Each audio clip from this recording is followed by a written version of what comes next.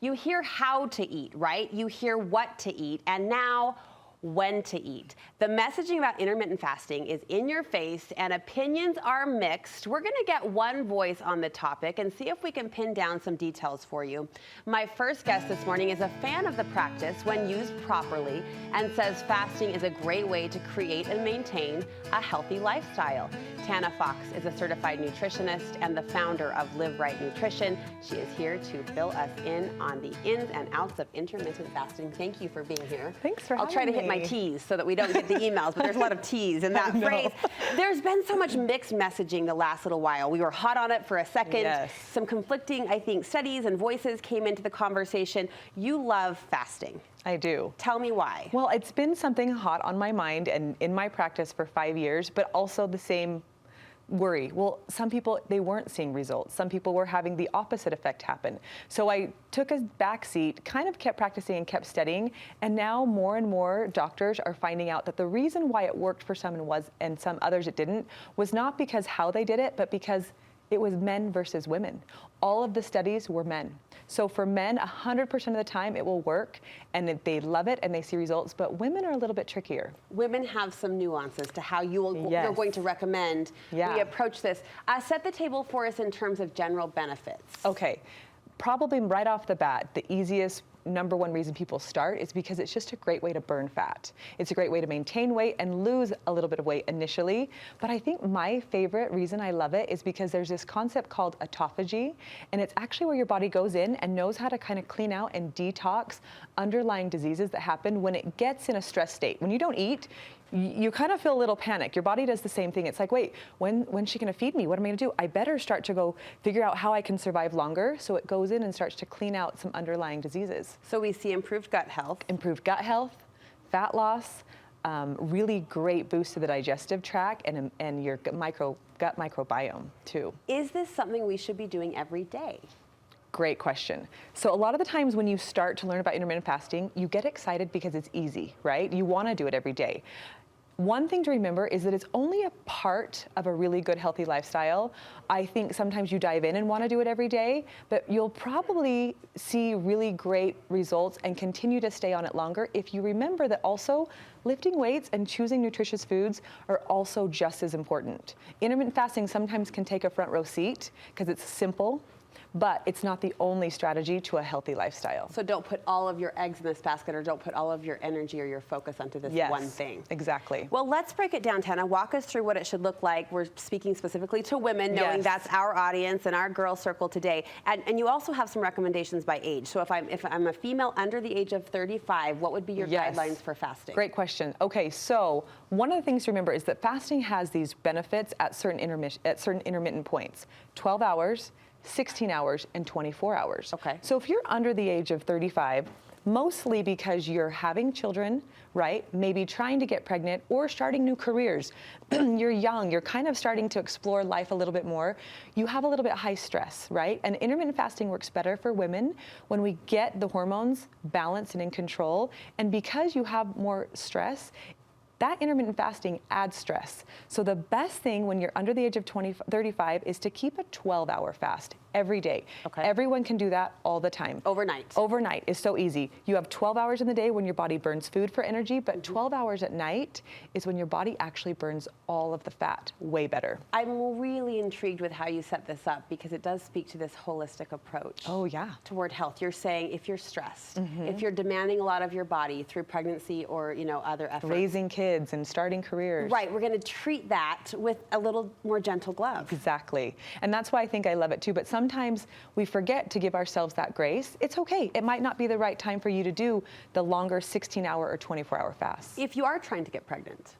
Not a time. Not a time. Not a time to fast at all. Intermittent fasting goes off the 16 hours for sure no, 24 for sure no. Maybe once a month, 24 is really great. Okay. That's when you see a good gut reset. Okay. So once a month, a 24-hour fast is fantastic. You can do wet or dry fasting. Wet means you drink water and herbal tea. Dry means no liquids at all. But I'm a fan of a wet fast always, but 12 hours is great for that age group. You also say for this age category, we should really try to avoid the processed and packaged foods, which is good health advice around the clock, but how does this apply to the intermittent fasting practice? I love that. that. So mostly because sometimes those packaged foods and the box and bars and wrappers and things like that, they put preservatives in them.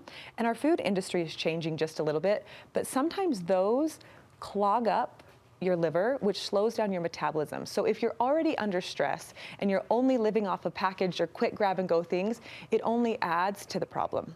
So just keeping fresh whole foods around all the time is the best way. Let's slide into my window, 35 to 50. Yes, this is actually a great window because this is where we will start to see really good results. Okay. Your body's a little bit more adjusted to life and the busyness of stress and work and things like that. We as women should ideally know and track our cycles. This is the best way to have success with intermittent fasting. Why does it matter? Because our hormones. So women, listen how interesting. Men get testosterone every day, every 15 minutes, all the time, around the clock. Oh, women, I know, it makes sense, doesn't it? Yeah. Women only get testosterone once a month for 5 days straight. So then we have estrogen involved, and then we have progesterone involved. And because we have 3 hormones that we're trying to manage versus just men have 1, we have to be really mindful of how they're working in our bodies. So when your menstrual cycle starts, day 1 or day 2, your body's shedding all those old hormones. Estrogen's starting to rise. Estrogen is the hormone that allows your body to be social and creative. You have a lot more energy. You can sleep a little bit less and still feel okay. So that's a great time for your body to adapt to the stress of intermittent fasting. So you're saying when your cycle starts, you should fast? Exactly, the first 15 days. Wow. I know, fascinating. And so those first 15 days, your body just does really well with lower carb and longer windows of intermittent fasting. Okay, what's the window recommended for this age? So ideally 16 hours, maybe 2 or 3 times a week, or even if you wanted to, every day for that first 10 days, it's great. To maximize on what's happening in your body. Exactly. Okay. And then by the end of that 10 day, that first 15 days, that's when your hormones testosterone starts to be dropped for that 5-day window, and your body can handle more weight training and a lot more stress, and you just feel a big burst of energy. But outside of those first 10 to 15 days of the cycle, don't fast. The last 15 days of your cycle, do not fast. Do not fast. Yes, and you could if you have a really good balance or your stress is low, but the reason for that is because progesterone now starts to rise. Estrogen's dropping, and progesterone is a hormone that allows your body just to kind of settle in. You know how sometimes you crave a little bit more right before your menstrual cycle? You want the chocolate. Yes, sister. Listen to it. Just let your body kind of just be, because